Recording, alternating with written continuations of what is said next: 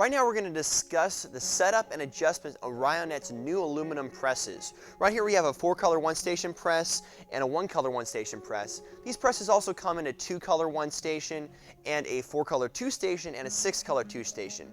Now all the presses have the same components. This is a newer press that Ryonet sells. It's much sturdier and heavier duty and has a lot more adjustable capabilities than our old steel presses with the magnets.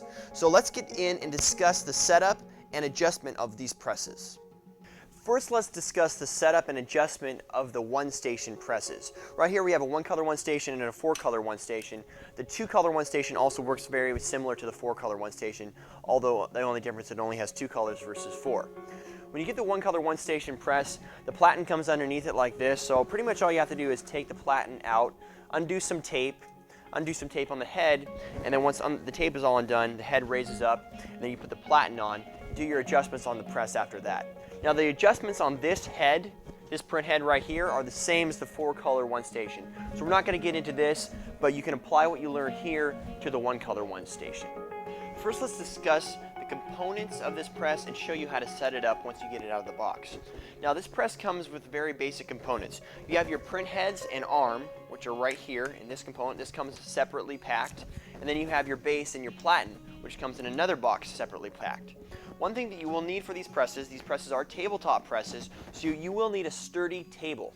Now depending on your height, you can pick the height of the table or the workbench, but you do need a sturdy table or workbench to bolt or screw these down. Now the presses do come with small metal screws. These will drill into metal or aluminum or wood.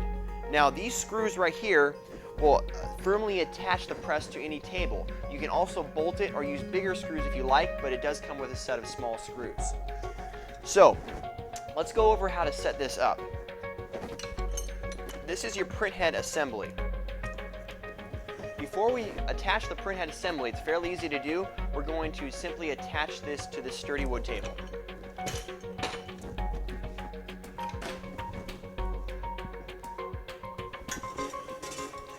Now to do this, first you want to get your press centered on the table the way you want it. Now typically I'd have it centered a little bit, maybe 4 to 6 inches back off the table. You don't want it back on the back of the table like this. You want it a little bit near the front. That way you can get in and out of the press. For this demonstration, we're going to put it a little sideways so you can see what I'm doing. Next, you'll need a drill or a screwdriver. It's much easier with electric drill, but you can also use a hand screwdriver. It just takes a little bit longer and a little more arm grease. So once we have our screwdriver, we simply just screw the press base down to the table. And you really don't need to drill holes first with these small screws. Just screw it right in till it's snug. Careful not to drill too tight because you might strip the wood.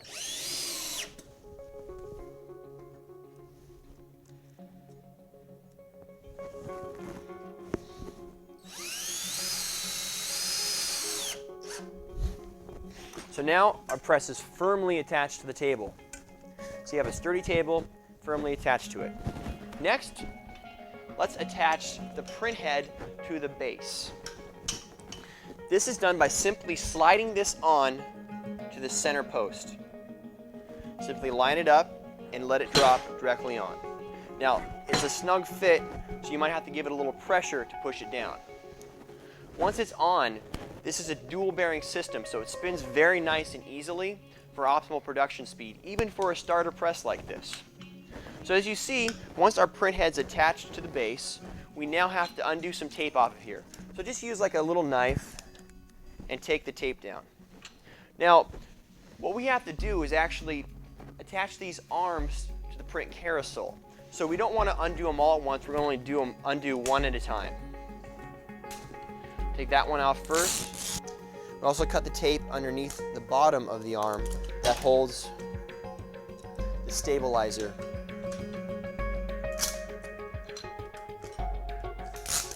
Take the tape off.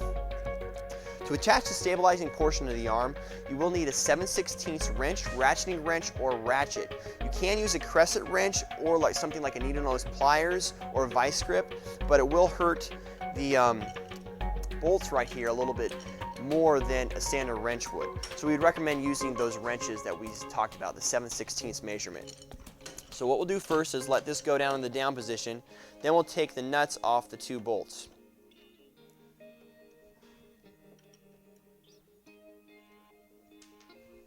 Next, we'll slide these 2 nuts into the pre-drilled holes in the print head,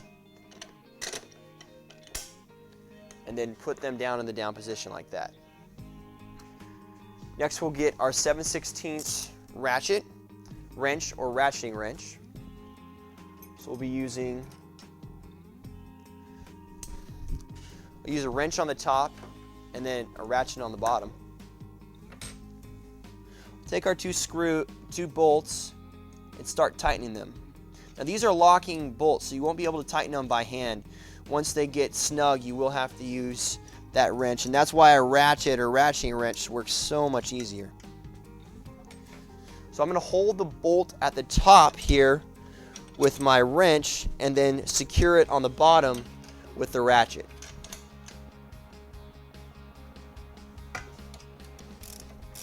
As you start to tighten it, don't tighten it all the way snug until both are fitted in. Do the back one. You might have to move it around a little bit to be able to get up in there, depending on what kind of wrench you have and what kind of ratchet you have. Let's switch sides to see a little bit closer angle. You can also come around from the back if you have a problem getting to the back bolt. Once it's snug, then you can tighten it. Tighten it. Don't tighten it too tight to strip it, but tighten it very snugly so it won't loosen later. What we just did is attach the stabilizing arm. This holds the shock, which keeps the arm in the up position or the down position. We simply do that to all 4 heads, 2 heads, or 6 heads, depending on what kind of press that you have. Once all the screen arm stabilizers are attached and tightened, the press is basically set up. What we're now going to do is discuss the different components of the press, show you how to put the platen on, center the platen off, put platen tape on, and other components like that. This press is pretty simplistic. Let's discuss the components. Basically, you have your screen clamp. The screen clamp is what holds the screen when you print. On the screen clamp, there are several adjustments. You have your off contact adjustment and you have your tilt adjustment. This is your off contact adjustment, so you have 1 on each side. These are adjusted using a 1/2 inch wrench or ratchet. You also have your tilt adjustments. These are these 2 adjustments on the back of the screen clamp. These are also adjusted using your 1/2 inch wrench or ratchet. We'll show how to do that in a moment. Then you have your screen arm. That's this portion right here. We've already discussed the stabilizer for the arm, and to hold the arm up, we have a gas shock. Now these are very heavy-duty gas shocks. We chose to use gas shocks on these presses because they're a little bit more reliable and last longer than magnets and springs.